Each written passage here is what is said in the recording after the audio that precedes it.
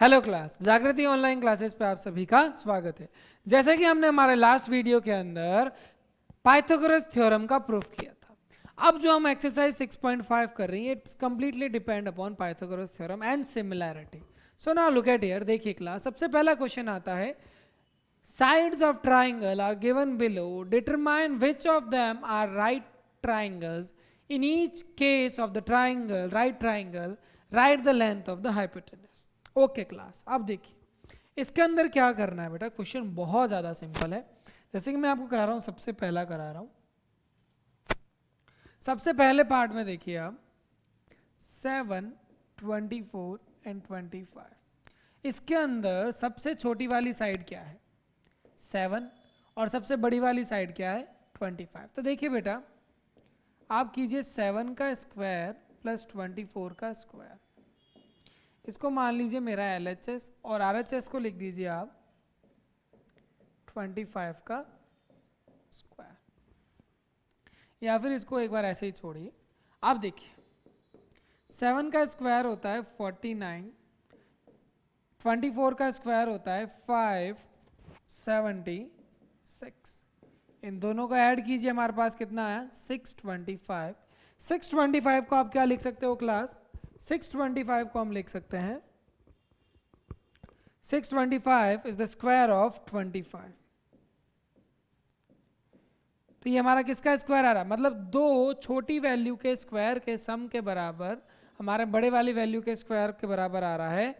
इसका मतलब yes, it is a right triangle. और इसमें हाइपोटेन्यूज क्यों होगी?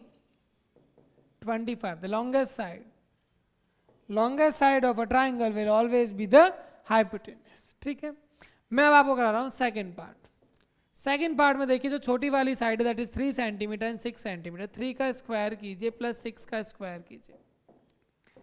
3 का स्क्वायर हो गया मेरे पास 9, और 6 का स्क्वायर हो गया मेरे पास 14, and this came as equal to 23।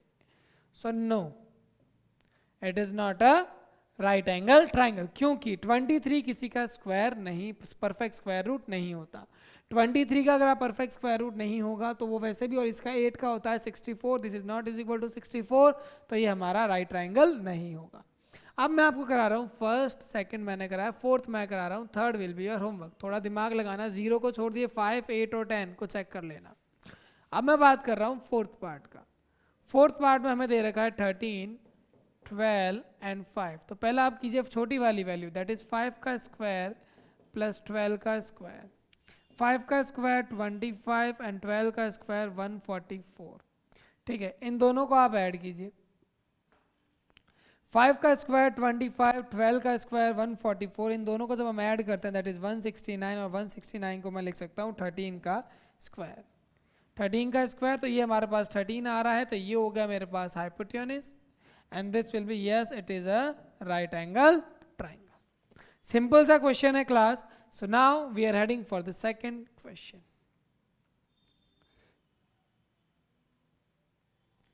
Second question हमें क्या कह रहा है? PQR is a right triangle triangle at P. Okay.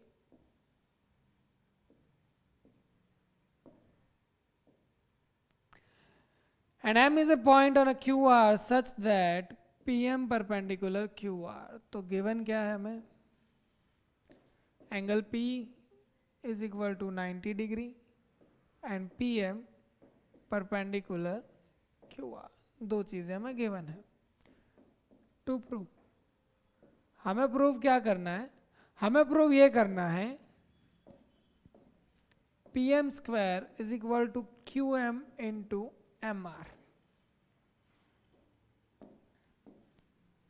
अब क्लास, अगर आपने पाइथागोरस थ्योरम का प्रूफ नहीं देखा है तो मेरी आपसे रिक्वेस्ट है, आप प्लीज उस थ्योरम को प्रूफ को देखिए। मैंने उसके अंदर बताया था, जब भी 90 डिग्री से हमारे राइट एंगल से हाइपोटेन्यूज पे, जब भी 90 डिग्री से हाइपोटेन्यूज के ऊपर एक परपेंडिकुलर गिराया जाएगा तो जो दो ट्राइंगल बनेंगे, ये दोनों ट्राइंगल क्या बनते हैं?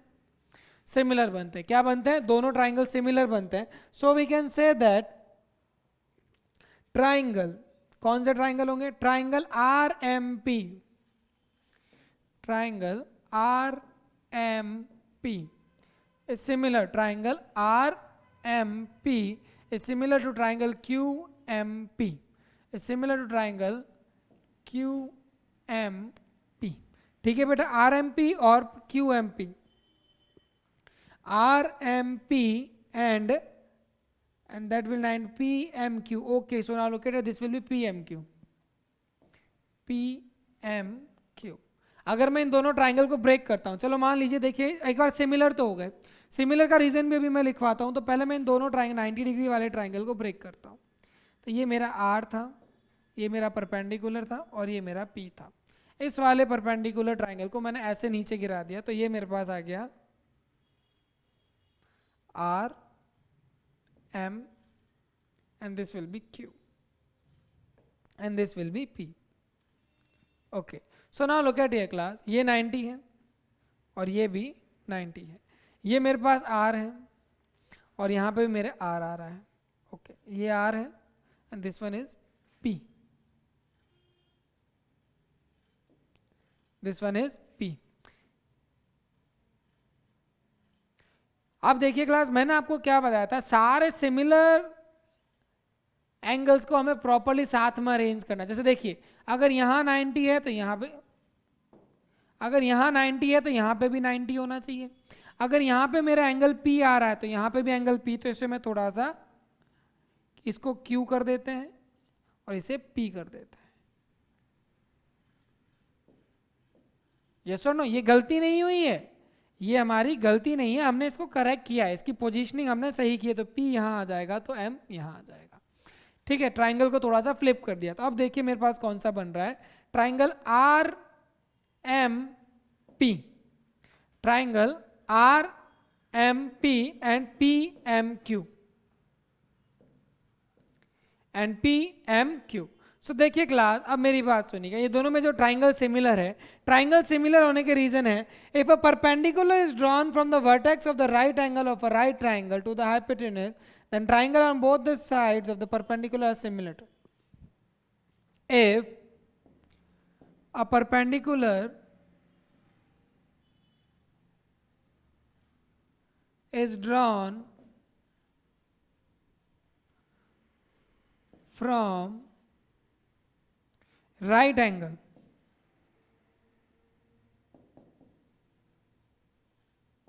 to the hypotenuse of a triangle, then triangles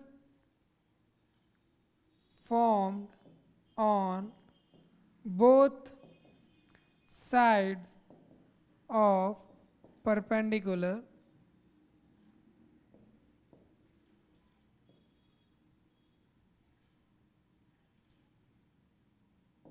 will be similar. Will be similar. तो इससे क्या होगा, मेरे दोनों ट्राइंगल जब बेटा अब क्या आएंगे, सिमिलर आएंगे. दोनों ट्राइंगल क्या आएंगे, सिमिलर आएंगे. So I can say that RM upon PM, RM upon PM, RM upon PM is equal to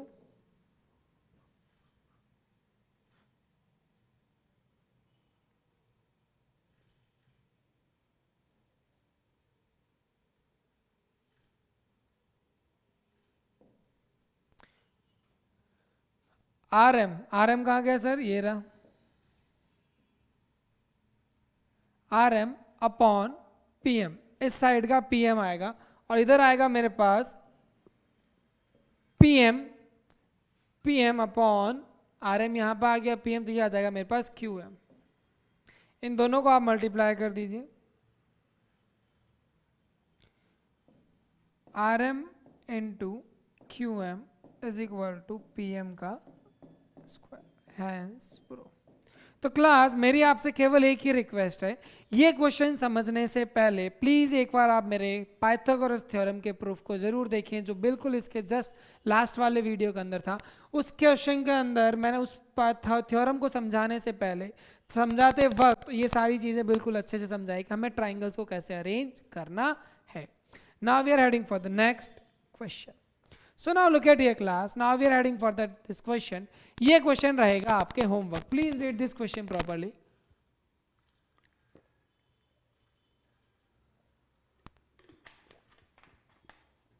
ये क्वेश्चन पूरा हमारे पाइथागोरस थ्योरम पे डिपेंड है, और जैसे हमने पाइथागोरस थ्योरम को प्रूव किया था वैसे के वैसे हमें इस क्वेश्चन को भी प्रूव करना है। So this question will be your homework. Now we are heading for the next question. Next question हमें क्या कहता है? ABC is an isosceles triangle, ये लीजिए A, ओके आइसोसेलेस तो है लेकिन साथ में राइट एंगल ट्राइंगल भी है। ये मान लिया मैंने A और ये मान लिया B, तो ये और ये साइड बराबर हो जाएगी। तो सबसे पहले given AC is equal to BC, angle C is equal to 90 degree. To prove AB square is equal to twice of AC का स्क्वायर, प्रूफ। तो प्रूफ में हम लिखते हैं in triangle ABC AB square is equal to BC square plus AC का square by Pythagoras theorem. Yes और नो? By Pythagoras theorem. अब देखिए क्लास, AB को तो AB ही रहने दीजिए। यहां पे मेरे पास क्या है, AC is equal to BC, मतलब ये दोनों साइड्स बराबर है और मुझे यहाँ पे AC रखना है, तो BC को क्या लिख देता हूं, AC का स्क्वायर प्लस AC का square, AB square is equal to twice of AC का स्क्वायर। Hence proof. सिर्फ 3 लाइन का सॉल्यूशन था, बाकी यहां तक तो हमें पूरा क्वेश्चन के अंदर ही दिया गया होता है। ठीक है बेटा, okay. Now we are heading for the next question. Next question में हमसे क्या पूछा गया, बिल्कुल उसका ऑपोजिट है, बिल्कुल ही उस क्वेश्चन का ऑपोजिट है। Question number 5, ABC is N isosceles triangle, ये लीजिए, in which AC is equal to BC.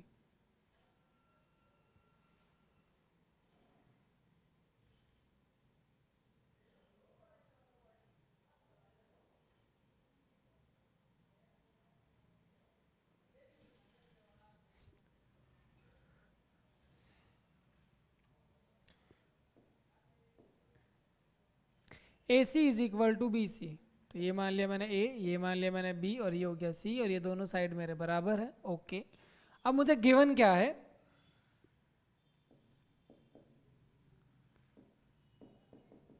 AC is equal to BC and AB square is equal to twice of AC square. तो हमें prove क्या करना है,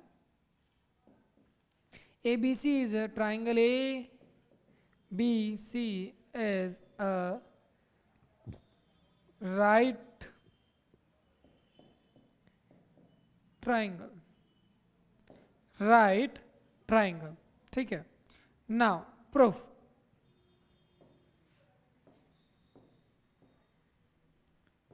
इन triangle ABC, in triangle ABC आपको given क्या था, AB square is equal to 2 times of AC square. अब इस AC को मैं क्या लिख दूं, AC का स्क्वायर प्लस AC का स्क्वायर। मैं 2 बार लिख सकता हूं इसको, यस और नो? भाई जब मुझे दे रखा है 2 टाइम्स ऑफ AC स्क्वायर, तो मैंने AC square plus AC square लिख दिया। अब देखिए बेटा, ये जो AC है इसको मैंने लिख दिया BC स्क्वायर। क्यों? क्योंकि AC मेरे किसके बराबर है, BC स्क्वायर। इट इज अब देखिए A B square plus is equal to A B square is equal to A C square plus B C square, ये क्या है मेरा पाइथागोरस थ्योरम है, यस और नो, ये मेरे पाइथागोरस थ्योरम हो गया। सो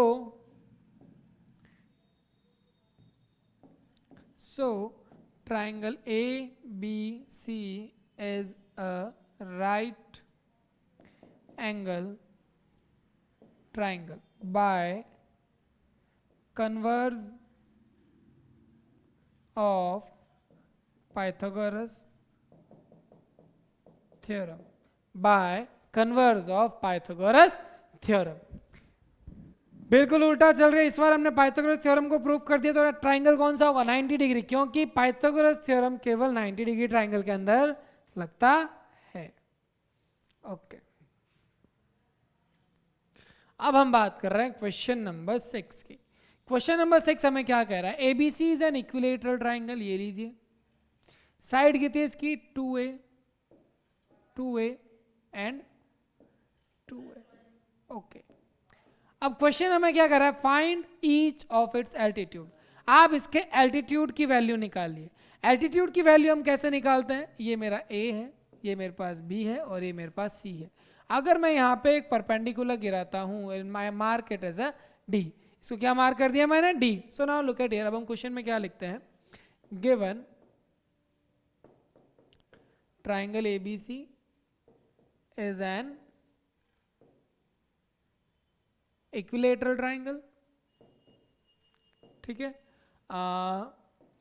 ए B is equal to 2a, then to find AD construction में मैंने क्या करा, ड्रॉ AD परपेंडिकुलर BC। अब देखिए क्लास, मैं आपको एक चीज बता रहा हूं, आप ध्यान देना, perpendicular and median, perpendicular and the median, जैसे हम बात करते हैं sir altitude and the median are both different thing. Altitude क्या होता है, ऊपर से नहीं सीधा हाइट, मतलब परपेंडिकुलर गिरेगा, ओके। एंड मीडियन क्या होता है, एक वर्टेक्स से सामने वाले साइड के mid point. But in case of equilateral triangle they both are same, in case of equilateral triangle they both are same. अगर मैं इसका मीडियन भी गिराऊंगा तो ये एग्जैक्ट डी पॉइंट पे ही गिरेगा, तो इसका मतलब आपकी ये साइड हो गई ए और ये साइड भी कितनी हो गई ए, क्योंकि ये इसके मीडियन की तरह भी बिहेव कर रहा है।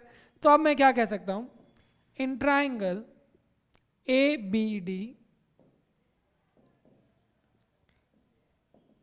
A B square is equal to B D square plus A D का स्क्वायर बाय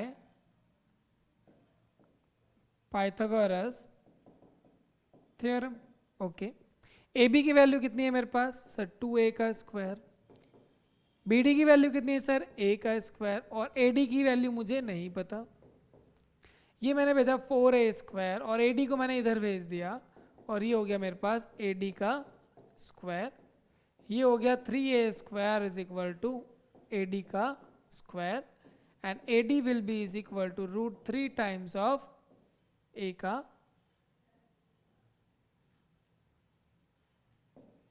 a। तो AD की वैल्यू मेरे पास आई √3 टाइम्स ऑफ a, कितनी आई मेरे पास √3 times of a। Is it fine बेटा, तो ये मेरे पास मेरा आंसर हो गया, सिंपल है। Okay, now we are heading for the next question. Next question हमें क्या कह रहा है, prove that the sum of the squares of the sides of a rhombus. तो सबसे पहले हमारे पास क्या है solution, I am having a rhombus,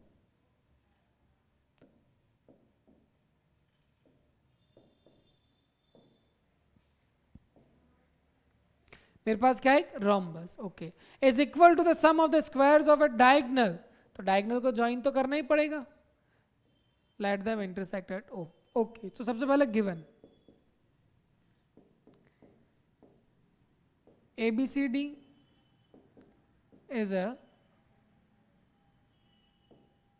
rhombus okay, so now look at, एक चीज और ध्यान रखना बेटा हमेशा, रोम्बस के जो डायगोनल्स होते हैं they bisect each other, they bisect each other at 90 degree, they bisect each other at 90 degree. तो यहाँ पे मेरे पास 90 डिग्री भी बनेगा and angle A O D is equal to 90 degree and angle A O D is equal to angle A O D is equal to 90 degree. Okay, now class look at it, ये इसके बराबर है क्योंकि bisect कर रही और ये इसके बराबर है। टू प्रूव,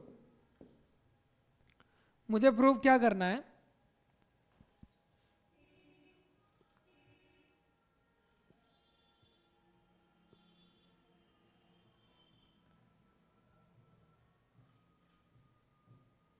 ओके हमें यहां पे क्वेश्चन में प्रूव ये करना है बेटा, the square of the sum of the square of its sides, मतलब चारों साइड्स का स्क्वायर का सम, तो ये हो जाएगा मेरे पास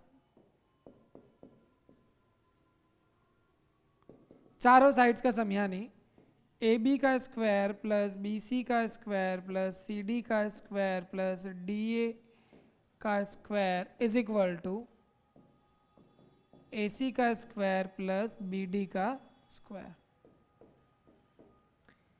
मुझे ये प्रूव करना है चारों साइड्स के स्क्वायर का sum is equal to diagonals के स्क्वायर का सम।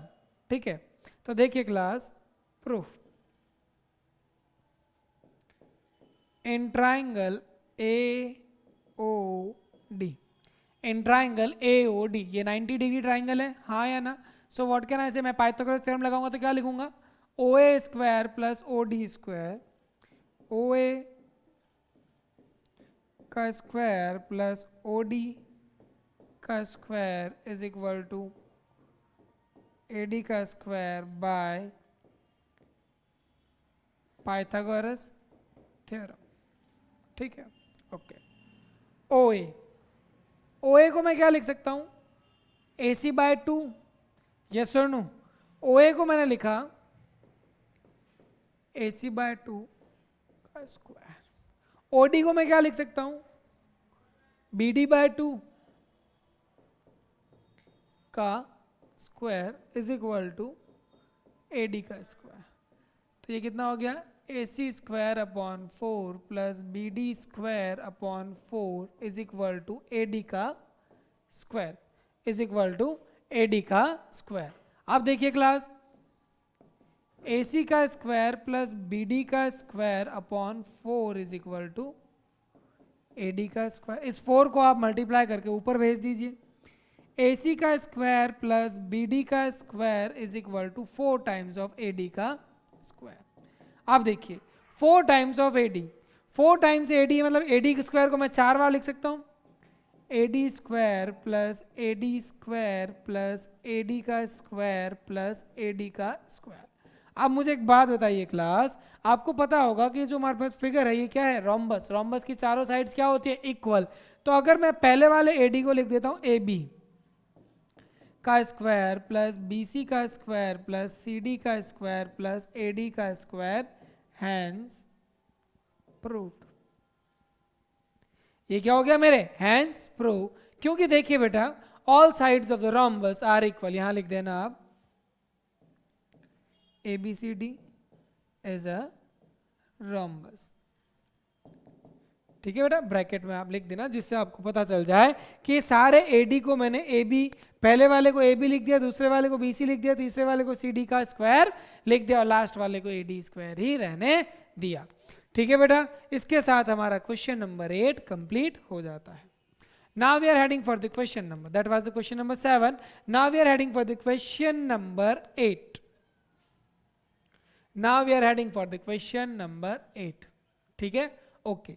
एक बार क्वेश्चन नंबर 8 का फिगर हमें कहाँ दे रखा है, नेक्स्ट पेज पे है, तो एक बार मैं फिगर यहाँ पे यूज में ले लेते हैं। इन द फिगर मैं यहाँ बना देता हूँ, देखिएगा क्लास, ध्यान देना। ये मेरे पास A B and C and this was the centre, जहाँ से इस पे ये परपेंडिकुलर आ रहा था डी, ये परपेंडिकुलर आ रहा था E and this one was F. Okay, अब हमें गिवन क्या है,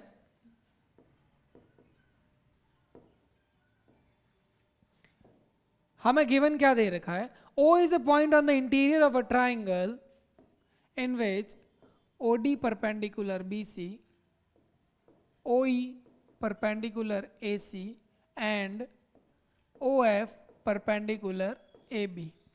तो हमें प्रूव क्या करना है, to prove first and second point. ये जो हमें दे रखा है O A square plus O B square plus O C square minus O D square minus O E square minus O F square equal to A F square plus B D square plus C F C E का square. Okay, तो इसके लिए पहले हमें एक triangle तो मिलना चाहिए। आपको खुद को दिख रहा है कि सर स्क्वायर में साइड्स के स्क्वायर के साथ डील कर रहे हैं, इसका मतलब किसके साथ डील कर रहे हैं, पाइथागोरस थ्योरम के साथ डील करेंगे। तो इसके लिए हमें क्या करना पड़ेगा, कंस्ट्रक्शन जॉइन। क्या क्या ज्वाइन करना है, अगर ये मेरा पॉइंट O है तो सबसे पहले मैं AO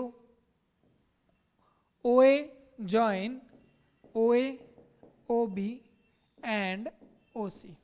so now look at your class. अब सवाल आता है कि सर हम किस डायरेक्शन में आगे बढ़े और इस क्वेश्चन को कैसे सॉल्व करें। तो सबसे पहले देखिए आपको क्या दे रखा है, AF square BD square C square. तो AF कहाँ है, ये रहा मेरे पास AF and this one is perpendicular, this one is perpendicular, this one is perpendicular। तो सबसे पहले हम वैल्यू निकालते हैं AF की, मतलब इस वाले ट्राइंगल में हमें ध्यान देना है। किस वाले ट्राइंगल में ध्यान देना है, इस वाले में। देन इट्स BD, ये रहा BD स्क्वायर, तो ये रहा मेरे पास BD। ये BD मुझे किस में मिल रहा है, इसमें मिल रहा है, तो मुझे इस ट्राइंगल में ध्यान देना है। और तीसरा मेरे पास CE। तो मैं कौन से ट्राइंगल पे ध्यान दूंगा, सबसे पहला ये, दूसरा ये और तीसरा ये। इन तीनों ट्राइंगल के अंदर आपको क्या लगा देना है, पाइथागोरस थ्योरम लगा देना है। कौन क्या लगा देना है, पाइथागोरस थ्योरम। तो देखिए बेटा, अगर ये आपका 90 डिग्री है तो जो आपका ये AO है ये किसकी तरह बिहेव करेगा, हाइपोटेनस की तरह बिहेव करेगा। किसकी तरह बिहेव करेगा, हाइपोटेनस। तो मैं बात कर रहा हूं इन ट्राइंगल AOF। AOF, तो हमारे यहाँ पे AO किसके बराबर हो जाएगा, AO square is equal to AF square plus OF square, AF square plus OF का स्क्वायर बाय पाइथागोरस थ्योरम। तो मुझे किसकी वैल्यू निकालनी, AF की। तो AF स्क्वायर की वैल्यू हो जाएगी AO स्क्वायर माइनस OF का स्क्वायर। ये हो गई equation number 1। Again in triangle, अब मुझे किसके बाद, in triangle BOD, in triangle BOD, ठीक है। अब मेरे को मेरे यहाँ पे पाइथागोरस इसकी तरह कौन बिहेव कर रहा है, यहाँ पे उस वक्त कर रहा था मेरे AO और इस वक्त मुझे कर रहा है BO।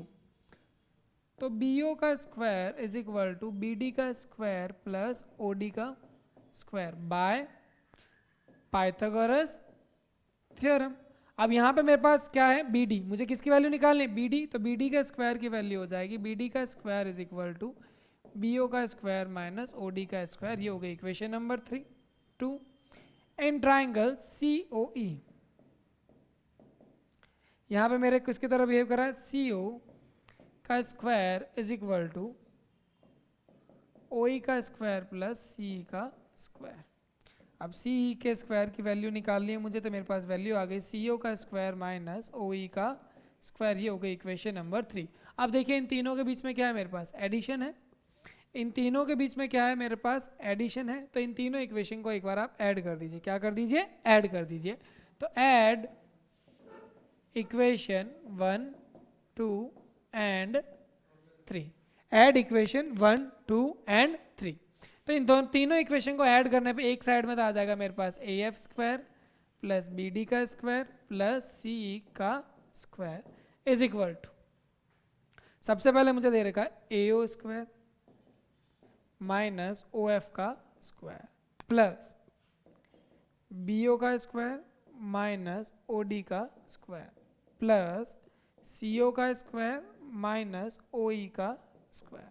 तो देखिए क्लास OA OB OC, तो मैं AO को क्या लिख सकता हूँ, OA भी लिख सकता हूँ। तो ये हो गया OA का स्क्वायर, फिर हो गया मेरे पास OB का स्क्वायर, फिर हो गया मेरे पास OC का स्क्वायर। ये तीनों आ गए मेरे पास। उसके बाद क्या है, माइनस में क्या है, OD का स्क्वायर ये रहा, माइनस OE का स्क्वायर ये रहा, माइनस OF का स्क्वायर, माइनस OF का स्क्वायर। हैंस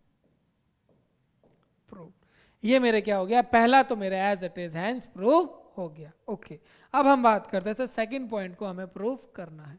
तो सेकंड पॉइंट को जब हमें प्रूव करना है तो क्लास एक बार आप देखिएगा, मेरे पास A F square plus B D square plus C square as it is पड़ा है।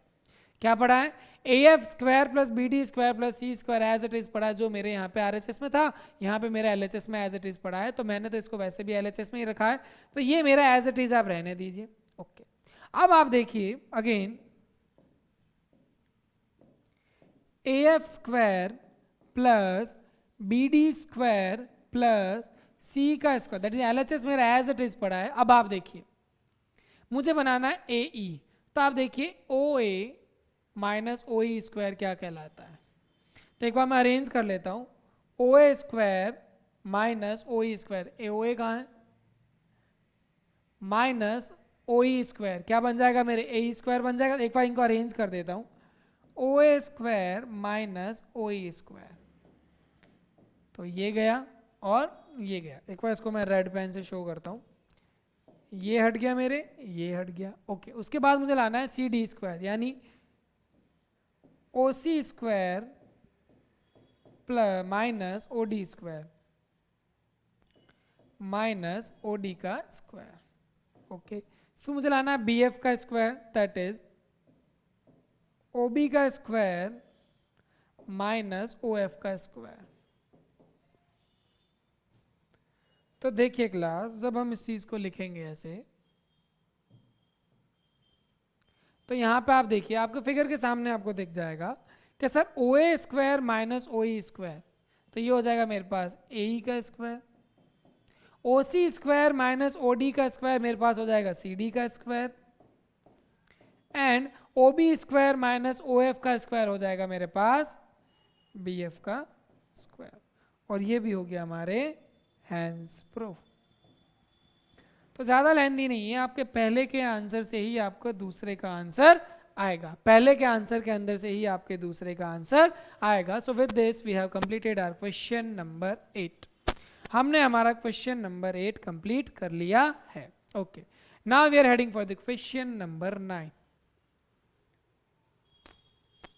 क्वेश्चन नंबर 9 हमें क्या कह रहा है, बहुत सिंपल सा क्वेश्चन है, देखिएगा समझने की कोशिश कीजिएगा इसे। क्वेश्चन नंबर 9 हमें कह रहा है a ladder 10 metre long reaches a window 8 metre above the ground. Okay जब भी आपकी सीढ़ी होती है, सीढ़ी हमेशा तिरछी रहेगी, और जो विंडो है ये हमारी यहाँ पे है, तो जो विंडो का ग्राउंड से डिस्टेंस है दैट इज 8 मीटर, और जो लैडर आपके ग्राउंड से विंडो तक जा रही है that is 8 metre. Find the distance of the foot at the ladder from the base to the wall, मतलब आपको A B C, that is you have to find A B. आपको किसकी value निकालनी है, आपको वैल्यू निकालनी है A B की। सो नाउ अब हम क्या करेंगे, इन ट्राइंगल ए बी सी, अब आपको एक चीज पता है बेटा, आपने एप्लीकेशन ऑफ ट्रिग्नोमेट्री, जब हमारे नेक्स्ट ट्रिग्नोमेट्री के बाद में एक चैप्टर आएगा, वहां पे आपको पता चलेगा कि जब भी कोई दीवार हो या कोई वॉल हो या फिर कोई टावर हो या फिर कोई बिल्डिंग हो या फिर कोई स्टैचू हो, ये सारे हमारे 90 डिग्री टू द ग्राउंड कहलाते हैं। क्या कहलाता है, 90 डिग्री टू द ग्राउंड। तो in triangle A B C I can say that A C square is equal to A B square plus B C का स्क्वायर। ए सी की स्क्वायर मतलब ए सी की वैल्यू कितनी है 100 का स्क्वायर, ए बी की value हमें नहीं पता, और बी सी के वैल्यू है हमारे पास 8 का स्क्वायर, दैट इज 8 का स्क्वायर। 110 का स्क्वायर हो जाएगा 100, ए बी की वैल्यू हमें नहीं पता, और 8 का स्क्वायर हो जाएगा 64। 100 में से 64 जब हम माइनस करेंगे तो हमारे पास आएगा 36, दैट इज ए बी का स्क्वायर। यानी ए बी की वैल्यू अगर आपको 6 metre, A B will be is equal to 6 metre. Simple सी कैलकुलेशन थी, ना ही इतना हेडेक था, ना ही कोई दिक्कत वाली बात थी। अब हम बात कर रहे हैं क्वेश्चन नंबर 10। किसकी बात कर रहे हैं, क्वेश्चन नंबर 10 की। क्वेश्चन नंबर 10 हमें क्या कहता है, देखिएगा क्वेश्चन नंबर 10 कहता है a guy wire attached to the vertical pole of height 18 metre. एक वर्टिकल पोल है, एक वर्टिकल पोल है 18 मीटर का। गाय वायर क्या होता है बेटा, देखिए मेरी बात सुनिए, जो पहले तो ये पोल है, पोल तो आपको पता है 90 डिग्री होगा। अब आप देखिए बेटा गाय वायर, ये गाय वायर, गाय कोई इंसान नहीं है, कोई गाय नहीं है। गाय वायर क्या होता है? गार्ड वायर होता है। क्या होता है? Guard wire. काफी बार आपने देखा होगा कुछ पोल होते हैं ऐसे, इन पोल को कहीं नीचे ना गिर जाएं तो इनको क्या होता है, जमीन से एक तिरछे वायर से, जमीन को एक तिरछे वायर से कनेक्ट करके ये जमीन में डाल दिया जाता है, ताकि ये जब हवा तेज चले तो ये पिलर या फिर ये जो पोल है जो नीचे ना गिर जाए और थोड़ा सा टिल्ट ना हो जाए। और ये गाय वायर आपको दे रखा है 24 मीटर। कितना दे रखा है? 24 metre. How far from the base of the pole should the stake be driven so that the there will be no taunt. Taunt मतलब इसके अंदर कोई फोल्ड नहीं होना चाहिए। तो यहाँ पे ये मुझे डिस्टेंस निकालना, इसको मान लिया मैंने ए, इसको मान लिया मैंने बी, इसको मान लिया सी। ठीक है क्लास, अब आपको बता देते हैं इन ट्राइंगल ए बी सी मैं लगा सकता हूं Pythagoras theorem because it is a right triangle triangle.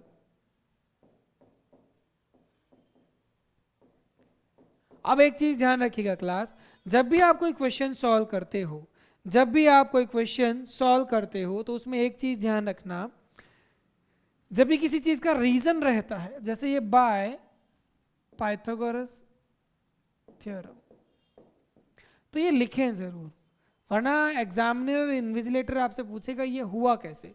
AC की वैल्यू है आपके पास 24, AB की वैल्यू हमें नहीं पता, और BC की वैल्यू है 18।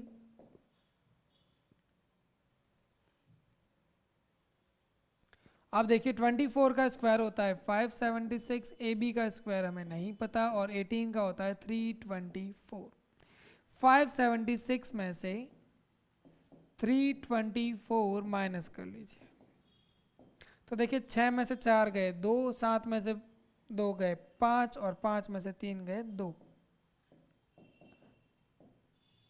AB का ओके, तो AB की वैल्यू आ गई बेटा आपके square root 252, square root 252।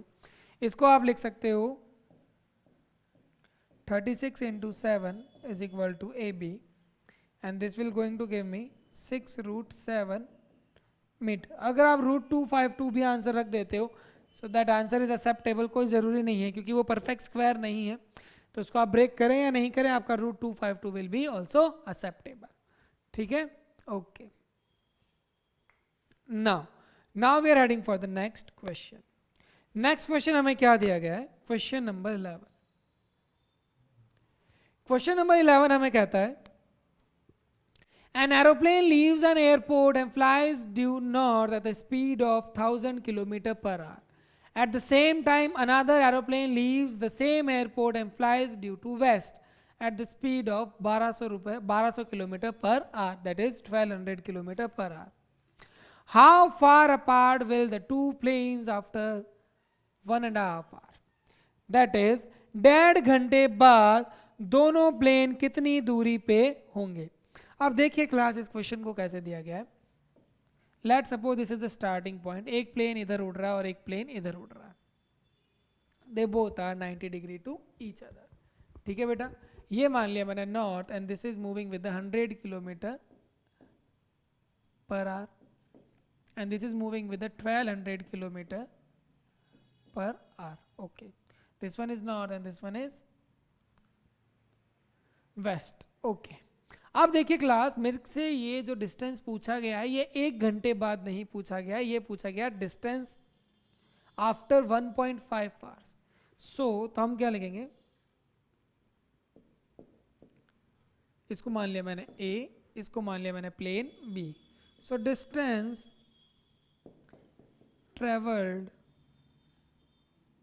Bye plane A in 1/2 kilometer will be 1000 into 3/2, that is 1500 kilometer. Again, distance traveled by plane B in 1.5 kilometer will be is equal to 1200 multiplied by 3/2, तो ये हो गया मेरे पास 1800 kilometre. तो अब ये मेरा triangle वापस बनेगा। अब ये मेरा ट्राइंगल वापस बनेगा, ये डिस्टेंस हो गया 1500 एंड ये डिस्टेंस हो गया 1800 किलोमीटर। ये मेरा ए प्लेन था, ये मेरा बी प्लेन था, इसको मान लिया मैंने सी। तो अब मुझे ये डिस्टेंस निकाल, ये मुझे मिल चुके हैं। अब मुझे डिस्टेंस की वैल्यू, मुझे किसकी वैल्यू निकालनी, ए बी की वैल्यू। तो in triangle A B C, A B का स्क्वायर, ए बी का square is equal to A C का स्क्वायर प्लस बी सी का स्क्वायर। अब हम क्या करेंगे, इसके अंदर हमने क्या लगा दिया, पाइथागोरस थ्योरम। क्या लगा दिया बेटा, पाइथागोरस थ्योरम। पाइथागोरस थ्योरम से हमारे इसके पास अब क्या रह जाएगा, 1500 का स्क्वायर एंड 1800 का स्क्वायर। तब आप देखिए इन दोनों में AC का स्क्वायर, AC का स्क्वायर दैट इज 1500 का स्क्वायर एंड दैट इज 1800 का स्क्वायर। 15 का स्क्वायर होता है 225, 1 2 3 4 एंड इसका होता है 3 2 4, 1 2 3 4। इन दोनों को आप ऐड कीजिए, 4 और 5 हो गया मेरे पास 9, 2 और 2 हो गया मेरे पास 4 एंड 5 हो गया 549, दैट इज 1 2 3 4 ए बी का स्क्वायर। अब मैं वैल्यू निकाल रहा हूँ ए बी की, तो ए बी की वैल्यू रहेगी मेरे पास 549,0,0,0। तो देखिए क्लास, सबसे पहले मैं बात करता हूँ 549 की। किसकी बात कर रहा हूँ, 549। पीछे है मेरे पास 00, क्या है 00। ये 00 के दो सेट है, तो एक बार तो मेरे पास एक सेट बाहर आ जाएगा, अंदर आ जाएगा मेरे पास 549। 549 is not the perfect square. 549 मेरे पास परफेक्ट स्क्वायर नहीं है। तो अगर मैं 549 को ब्रेक करता हूं तो मैं लिख सकता हूं 9 इंटू 61। क्या लिख सकता हूं, 9 into 61।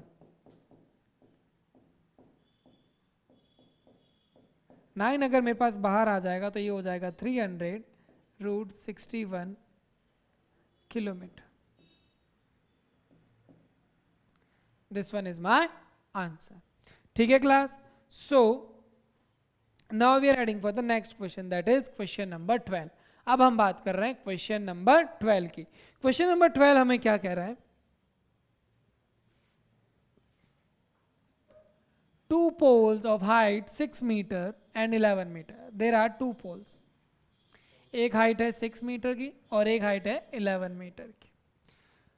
Stand on a playing ground. The distance between the foot of the pole is 12 meter. इन दोनों के बीच में जो दूरी है वो है मेरे पास 12 metre. Find the distance between their tops.